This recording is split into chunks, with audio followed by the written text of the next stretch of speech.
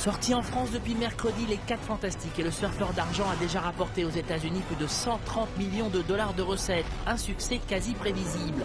Avec une adaptation de BD, Hollywood se trompe rarement. Depuis le début de l'année, 3 films inspirés de comic books sont déjà sortis sur les écrans américains. 3 très gros succès.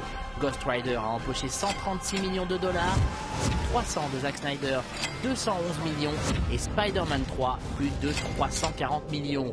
Le fan de BD est fidèle, il viendra voir la version cinéma des aventures de son héros préféré.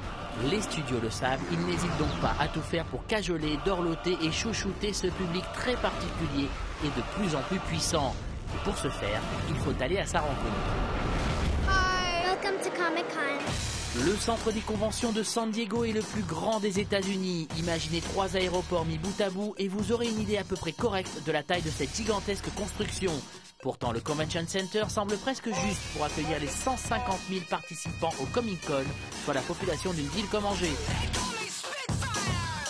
Le Comic-Con est la plus grande réunion au monde de fans de comic book et inconditionnels de pop culture sous toutes ses formes.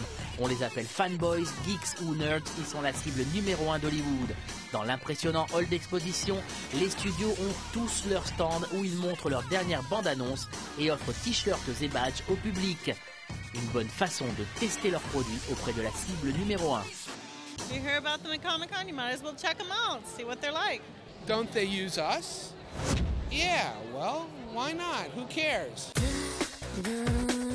Autre moyen de séduire les fans, faire venir des célébrités. Les vedettes des prochains films de genre ou autres adaptations de comics font tout le voyage au Comic-Con. Milla Jovovich, très enceinte, était là pour lancer le 3e Resident Evil. En parlant à la presse, elle a bien choisi ses mots et décrit tous les éléments du film pouvant plaire aux geeks. Crazy, man. I mean, it's the end of the world. You've got like the world overrun by the disease and zombies. So, you know, everyone's just trying to survive. And, you know, we go to these amazing sets like Las Vegas, Half Buried in Sand. It's really cool.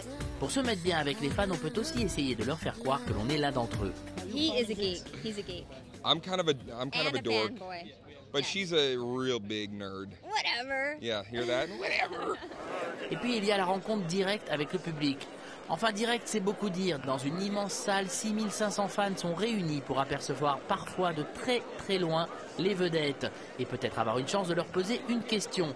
Le réalisateur français Louis Leterrier, Ed Norton et Liv Tyler sont venus au Comic-Con présenter leur Hulk, dont le tournage vient à peine de commencer. Liv Tyler y a fait une étrange rencontre. Oh my god, it's Arwen. You look amazing. Thank you.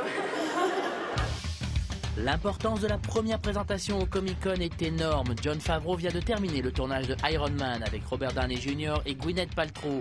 Il connaît l'enjeu de la présence du film à la convention.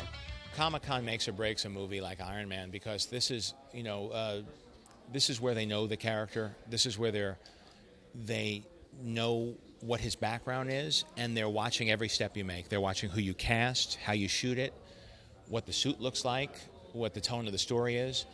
And for us to bring it here first and bring any footage here first was a way to sort of see if they like it.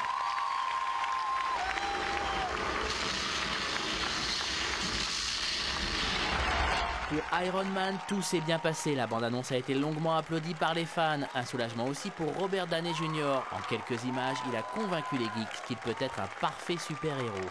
I'm crazy about all the Marvel characters, and Tony Stark's always been one of my favorites. So it's really kind of fantastic, to tell you the truth. Pour réussir à Hollywood, mieux vaut donc avoir une franchise inspirée de comics dans sa filmo. Si ça ne vient pas, autant la créer soi-même. Edward Burns, abonné au cinéma intello new-yorkais, a envie de gros blockbusters. Les studios ne lui font pas confiance, il passera donc par la case BD, créant son propre comic book pour mieux les convaincre. What's great about it is visually it allows the studio or the financier to see some version of what the film will be. Rosario Dawson montait les marches de Cannes en mai dernier pour le film de Tarantino. Au Comic-Con, elle dédicace ses photos et sa BD Occult Task Force qu'elle écrit et finance depuis 3 ans déjà. You have a pretty great career as an actress. Why do you do that? Is it because there's so much money in comics? Oh my God, that's where the money's at. No, because I love it. You know, I think there's a reason why Hollywood's coming and looking to the comic industry for stories. I think there's something that is inherently built into the characters and the situations that really allow people to work through ideas of good and bad, their value systems, their dealings of isolation and how we interact with each other. Bref, tout ce qui fait défaut à un Hollywood en panne d'inspiration. En 2006, sur les 72 films en développement dans les studios, seulement 2 étaient des scénarios originaux. Le reste était inspiré de romans à succès, de séries télé ou de comic books, de beaucoup de comic books, 17 pour être précis. Les fans peuvent donc se reposer tranquillement en attendant le Comic Con 2008. Nous sommes loin de la fin des aventures de leurs héros sur grand écran.